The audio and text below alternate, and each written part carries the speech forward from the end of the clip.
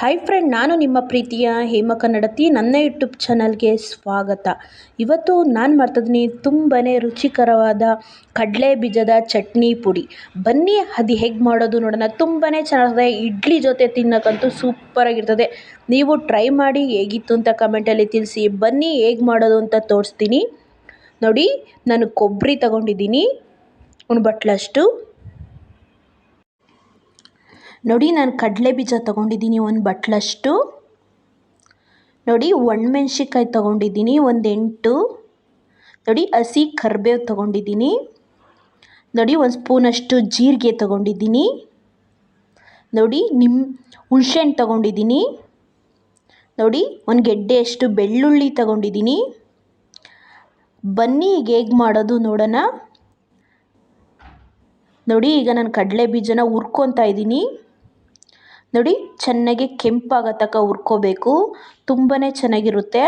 ನೋಡಿ, ನಾನು ಸಿಪ್ಪೆ ತಗೋತಿಲ್ಲ, ಹಂಗೆ ಹಾಕ್ತಾಯಿದ್ದೀನಿ ನಾನು ಕಡಲೆ ಬೀಜ ಚಟ್ನಿ ಪುಡಿಗೆ. ನೋಡಿ, ಇಷ್ಟಾದರೆ ಸಾಕು. ನೋಡಿ, ಈಗ ನಾನು ಕೊಬ್ಬರಿ ಹುರ್ಕೊತಾ ಇದ್ದೀನಿ. ಒಂದು ಸ್ವಲ್ಪ ಬೆಚ್ಚಗೆ ಮಾಡಿಕೊಂಡ್ರೆ ಸಾಕು, ತುಂಬ ಚೆನ್ನಾಗಿರುತ್ತೆ. ನೋಡಿ, 2 ಸ್ಪೂನಷ್ಟು ಎಣ್ಣೆ. ನೋಡಿ, ಒಣಮೆಣ್ಸಿಕಾಯಿ ಹಾಕ್ತಾಯಿದ್ದೀನಿ ನಾನು. ಒಂಚೂರು ಬೆಚ್ಚಗೆ ಮಾಡ್ಕೊಳ್ಳೋಣ ಎಣ್ಣೆಲಿ. ಬೆಚ್ಚಗೆ ಮಾಡ್ಕೊಳೋದ್ರಿಂದ ತುಂಬಾ ಟೇಸ್ಟ್ ಇರುತ್ತೆ. ಎಷ್ಟೇ ದಿನ ಮಡಗಿದ್ರೂ ಕೆಡಲ್ಲ. ನೋಡಿ, ಕರಿಬೇವು ಹಾಕ್ಕೋತಾ ಇದ್ದೀನಿ ನಾನು. ನೋಡಿ, ಕರಿಬೇವೀಗ ಚೆನ್ನಾಗಿ ಎಣ್ಣೆಲಿ ಫ್ರೈ ಮಾಡ್ಕೊಳ್ಳೋಣ.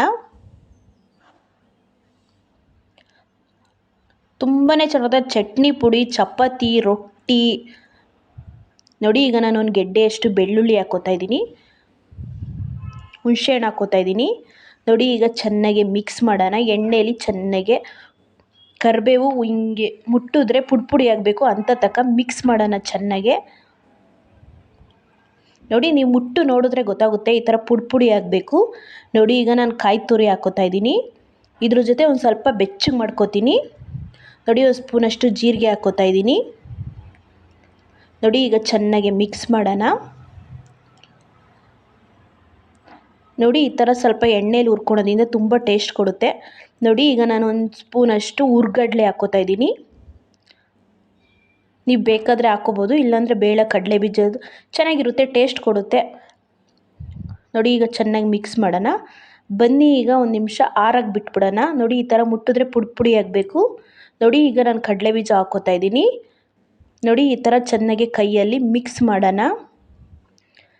ನೋಡಿ, ಈ ಮಿಕ್ಸ್ ಮಾಡೋದ್ರಿಂದ ಎಲ್ಲನೂ ಮಿಕ್ಸಿಲಿ ಚೆನ್ನಾಗಿ ನುಣ್ಣಗೆ ಪೇಸ್ಟ್ ಆಗುತ್ತೆ ಚಟ್ನಿ ಪುಡಿ. ನೋಡಿ, ನಾನು ಒರೆಸಿ ಮಿಕ್ಸಿ ತೊಗೊಂಡಿದ್ದೀನಿ. ಈಗ ಹಾಕ್ತಾಯಿದ್ದೀನಿ ಮಿಕ್ಸಿ ಒಳಕ್ಕೆ.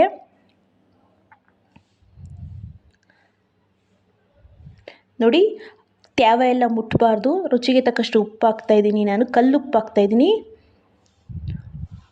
ನೋಡಿ, ಈ ಥರ ತರ್ತರಿಗೆ ರುಬ್ಕೊಬೇಕು. ಆಮೇಲೆ ಈ ಥರ ಮಿಕ್ಸ್ ಮಾಡ್ಕೊಬೇಕು. ನೋಡಿ, ಈ ಥರ ಮಿಕ್ಸ್ ಮಾಡಿಕೊಂಡು ನೋಡಿ ಎಷ್ಟು ನುಣ್ಣಗಾಗಿದೆ, ತುಂಬಾ ಚೆನ್ನಾಗಿರ್ತದೆ. ನೋಡಿ, ಈಗ ಒಂದು ಪ್ಲೇಟ್ಗೆ ಹಾಕೊಂಡು ತೋರಿಸ್ತೀನಿ ನಾನು. ನೀವೇ ನೋಡ್ತಾ ಇರ್ಬೋದು ಯಾವ ಥರ ಚೆನ್ನಾಗಾಗಿದೆ ಚಟ್ನಿ ಪುಡಿ ಅಂತ. ನೋಡಿ, ಬಿಸಿ ಅನ್ನಕ್ಕಂತೂ ತುಂಬಾ ಚೆನ್ನಾಗಿರುತ್ತೆ. ತುಪ್ಪ ಹಾಕೊಂಡು ತಿಂದರೆ ಸೂಪರಾಗಿರುತ್ತೆ. ನೀವು ಟ್ರೈ ಮಾಡಿ ಹೇಗಿತ್ತು ಅಂತ ಹೇಳಿ.